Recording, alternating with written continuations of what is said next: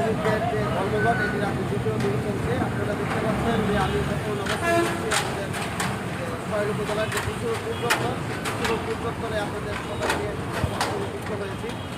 আমার পেছনে যদি আপনারা একটু দেখেন যে বিশ্ব রোড এই বিশ্ব রোডে কিন্তু সবসময় সিএনজি একটা ভিড় লেগে থাকতো, কিন্তু আজকের এই ধর্মঘটের ফলে এখানে প্রায় সিএনজি চোখে পড়ছে না বললেই চলে। আমরা যতটুকু দেখতে পেরেছি যে আশপাশের গন্তব্যে পৌঁছাতে এখানকার মানুষদের কিন্তু লোকাল বাস কিংবা রিক্সা যুগে যতটুকু সম্ভব তারা যাচ্ছে, বাকি ভোটটুকু কিন্তু তারা পায়ে হেঁটে যেতে হচ্ছে।